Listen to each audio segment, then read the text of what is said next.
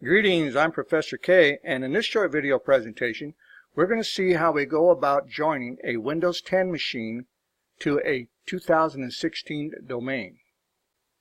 Now, to ensure that we have no issues with our connectivity, what we can do is we can go into our program, either VirtualBox or VMware, and we can make sure that these machines are all set to use the same type of network settings.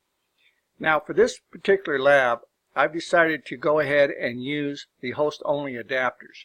So if I go into the settings for any of these machines up inside of VirtualBox and I click on Network, you'll see that I'm using a host-only adapter. I found that this is the easiest way to configure the machines up inside of VirtualBox and or VMware to be able to see each other and to ensure connectivity for these labs.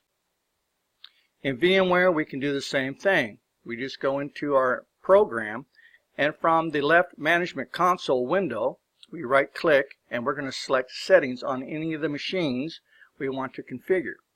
We're going to go down to network adapter, and we're going to ensure that the machine is configured to use host only, a private network shared with the host. And you can say OK to that, and then you can close that out. And now you will ensure that you have good network connectivity between your machines. The next thing you want to ensure is that you have your domain controller up and running.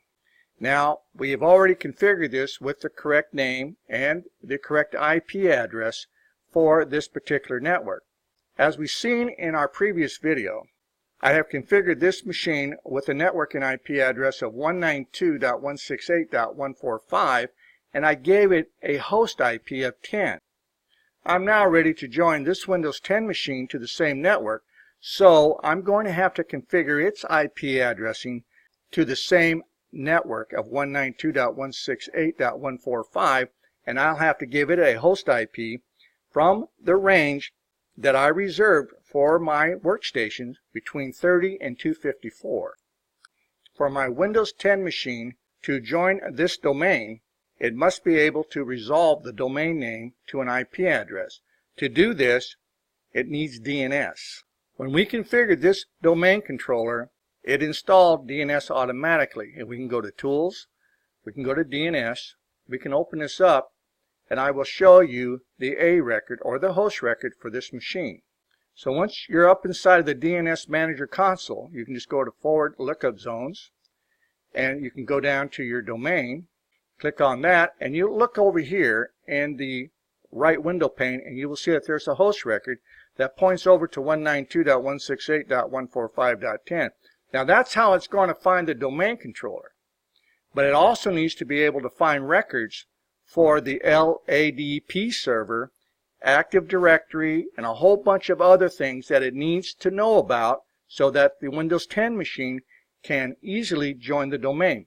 All these records are up here inside of these other folders that were generated automatically when we created this domain controller. So we know the IP address of our domain controller, and now we know the IP address of our DNS server because it's going to be exactly the same.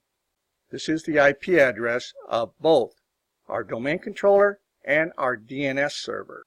You'll note that if I double click this and I go into the properties for this adapter and I click on TCP/IP4, that it refers to itself as the DNS server using a loopback address.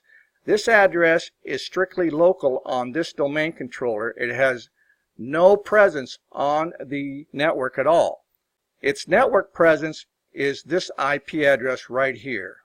That's the IP address you have to configure DNS for on any machine that wants to join the domain. Now this is very important. If we don't put in the right DNS information, then this machine, regardless of what machine it is, will not be able to find the records that it needs to be able to join the domain. Now, prior to this machine being able to join the domain, it must have network connectivity, and that's what we're going to do next. So to do this, we're just going to go over here to our network adapter down here at the taskbar. We're going to right click and we're going to say Open Network and Sharing Center. When this center opens up, we're going to go over to the left menu and we're going to find where it says Change Adapter Settings. This brings up our networking connections. We only have one. We're going to right click on that one network connection and we're going to go to Properties. Once we're inside the Properties, we're going to scroll on down till we come to where it says Internet Protocol version 4 and in brackets TCP/IP version 4. Go ahead and double click it. And that brings up the property windows for our IP settings. Currently, this machine is getting its IP address from the DHCP server for either VirtualBox or VMware. So we're going to go ahead and statically configure it using an IP address from our network range. So the first thing we have to do is type in the 3 octets for our networking. And that last octet, remember this is for the host IP addressing. You remember from our previous video how we went in and we allocated certain IP addresses, that is to say a range of IP addresses for certain devices.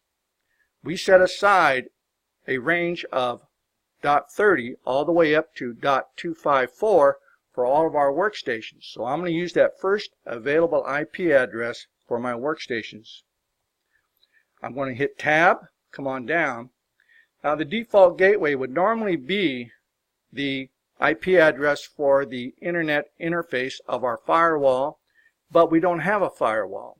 But I do have a machine that I want it to go to for all of its information. Now I can leave this blank and hopefully it's going to be able to find the domain controller without this information. But if it doesn't, I'll come back in and I'll say, hey look, if you can't find the information that you're looking for anywhere else, I want you to go over to 192.168.145.10, which is DC1, and I want you to see if that machine has the information you need. The most important step in all of this to ensure that we don't have any issues is that we ensure that all of our machines know where to find the DNS server. The DNS server is my domain controller. So I'm going to type in the actual IP address, that is to say the networking IP address for my domain controller where it says preferred DNS.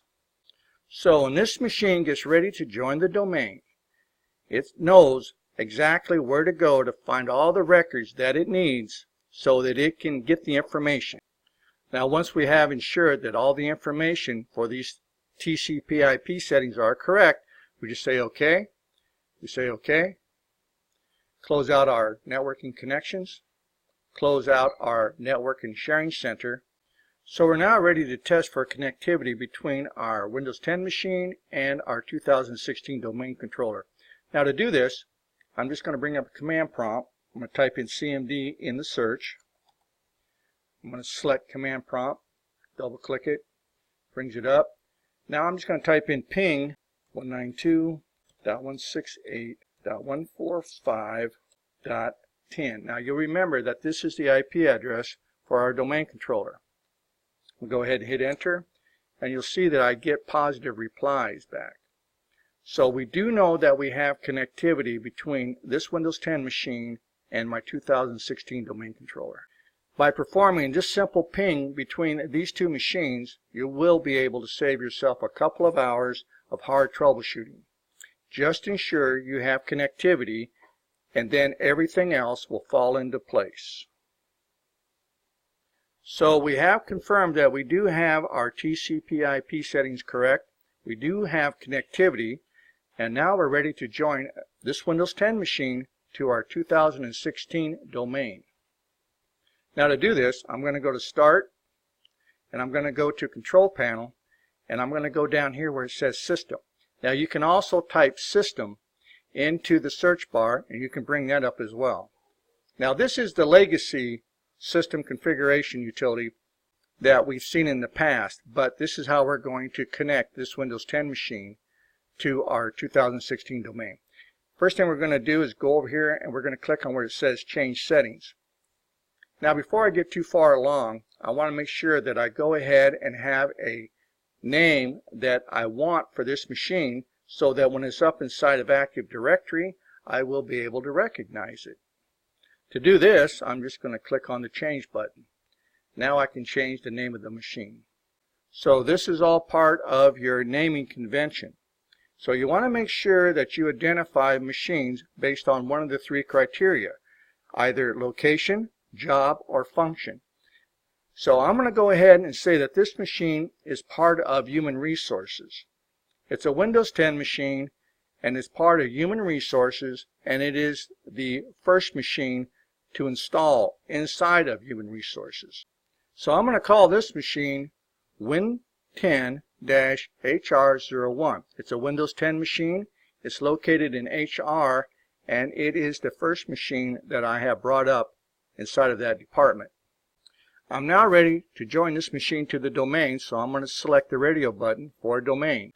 So for this to work, we have to ensure that we type in the entire name of our domain. In my case, it's us.cyberoffense.com. Your domain name may be different, but make sure that you use the entire name. Now once you have that typed in, you can click on the OK button, and you should be prompted for your administrator credentials for the domain.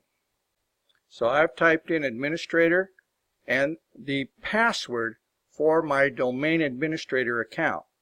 I'm now going to say OK, and in just a moment it should come back and say welcome to us.cyberoffense.com domain. I'm going to go ahead and click OK. I'm going to click OK again, and now it wants a restart. We're going to go ahead and restart this Windows 10 machine, and when we come back up, we're going to log on to our domain using our domain administrator account and password. When you come back up, you're going to have another account that you can use to log on. This one is for the domain. So this is my local account, and then if I click on where it says other user, you'll see that it wants to sign me into CyberOffense. So I'm going to go ahead and just log into CyberOffense using my domain administrator credentials.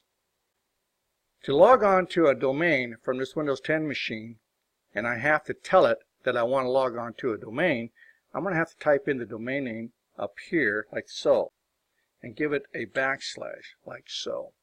And now it's going to allow me to log in to cyberoffense.com. It's now logging me in, and this machine is already registered with the domain, and we're going to take a look at that in just a moment.